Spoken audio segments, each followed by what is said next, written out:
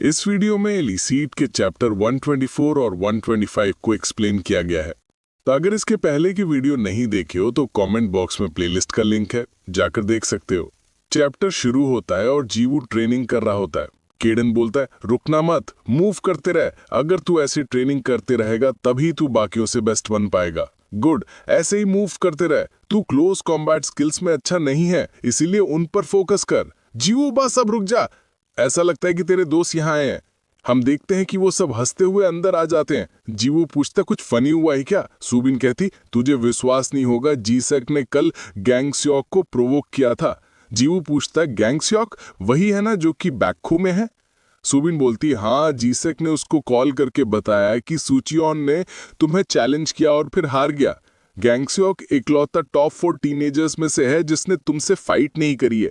इसी बात पर हम उसको प्रोवोक कर रहे थे। तभी जीसक बोलता है, लगता है उसका ही कॉल आ रहा है। ओए गैंगस्योक, तुझे मुझे बार बार कॉल क्यों कर रहा है? मैं अगर तेरा कॉल नहीं उठा रहा इसका मतलब मुझे तेरे से बात नहीं करनी है? क्या तेरे पास गर्लफ्रेंड नहीं है बात करने के लिए?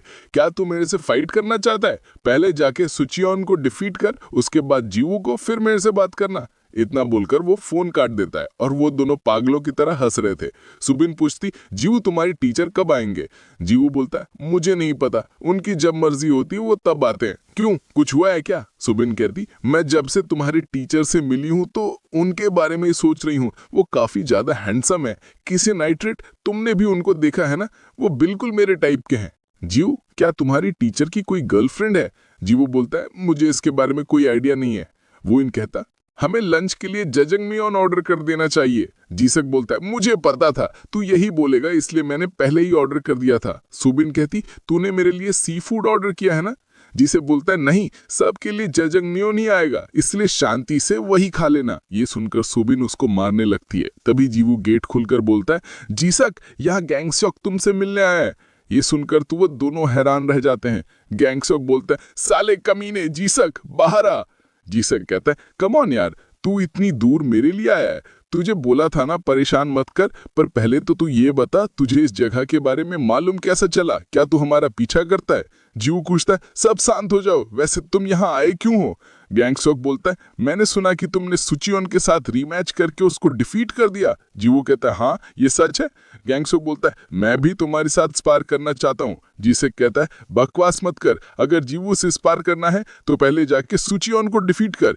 गैंगस्योक बोलता है, टॉप 4 को आपस में फाइट नहीं करनी चाहिए, प्लस सुचियोन भी मुझसे फाइट नहीं करना चाहता है। जीवू बोलता है, ठीक है, चलो जल्दी एक ऑफिशियल स्पार करेंगे। गैंगस्योक बोलता है, जीवू, तुम्हें मालूम तुम पहले से काफी ज्यादा बदल गए हो? जीवू पूछता है, अच्छा ऐसा है क्या? सीन शिफ्ट होता है और बैक टू का आदमी कहता है, उन्होंने बोला कि वो आपके साथ आगे भी काम करना चाहते हैं। उन्होंने ऐसा बोला कि आप अपने इस डिसीजन पे कभी रिग्रेट नहीं करोगे। सुपिल पूछता है, क्या उन्होंने सच में ऐसा बोला था? आदमी कहता है, हाँ, हमने उन्हें जो इन्फॉर्मेशन दी थी उससे वो काफी ज्यादा सेटिस्फाइड है। उसके बदले वो हमें फ्यूचर में और भी प्रोजेक्ट देंगे। सुपिल बोलता है, ओह, लगता है कि वो सच में काफी रियल डील है। किसने ही सोचा था उसके बारे में इतनी छोटी सी इंफॉर्मेशन देने पर इतना अच्छा रिस्पॉन्स मिलेगा। सीन शिफ्ट होता है और जीवू घर जा रहा होता है। तभी उसको रास्ते में एक लड़का दिखता है जिसका नाम डार्क होता है। वो पूछता है, क्या तू जीवू है? जीवू बोलता है, हाँ, पर तुम कौन हो? डार्क बोलता है, लगता है मैंने सही इंसान को ढूंढ लिया, चल बता केडन कहाँ पर है? सीन शिफ्ट होता है और कांगसू सोचता है, जब से जीवू के साथ स्पार हुआ है तब से सुपील ने सुचियोन से मिलना बंद कर दिया है, प्लस उसने अपनी सारी आउटसाइड एक्टिविटी भी बंद कर दी है। कुछ तो गड़बड़ है। तभी वहां बैक टू का आदमी आकर बोलता है, सर, एक इमरजेंसी आ गई है। हमने कंफर्म किया है कि कुछ हाई रिस्क क्रिमिनल हमारी कंट्री के अंदर आ गए हैं, पर बात यह है कि बैक टू को इसके बारे में आइडिया था, फिर भी ये छुपा के रखा गया था। कांगसू पूछता है, तुम ये कहना चाहते हो कि बैक टू ने उन्हें हमारी कंट्री के अंदर लाया है? आदमी बोलता है, हाँ सर, ये वैसा ही है जैसा क्रेन ब्रदर्स के साथ था। कांगसू सोचता है, सुपील, तू बात को और ज्यादा क्यों बढ़ा रहा है? वैसे तुमने पता किया कि वो कौन है? आदमी कहता है, इसमें टाइम लग रहा है पर हम पता लगा लेंगे। पर एक चीज कंफर्म है कि इसके पीछे चेयरमैन का हाथ है।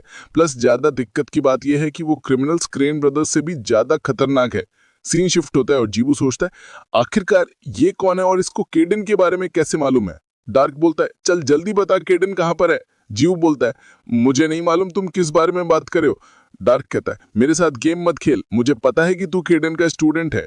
जीव सोचता है, मुझे यहाँ से भागना पड़ेगा। डार्क कहता है, तू आखिर जा कहाँ रहा है? इतना बोलकर वो जीवू पे एक पंच मारता है। वो बोलता है, मुझे मालूम है कि तेरी पावर सुपर स्पीड है, तेरा यहाँ से भागने का चांस होता अगर मुझे तेरी पावर के बारे में नहीं मालूम होता तो, पर अब जब पता है तो भागने के बारे में भूल जा। तभी जीवू उस पे किक मारता है जिसको वो एक ही हद से रोक लेता है।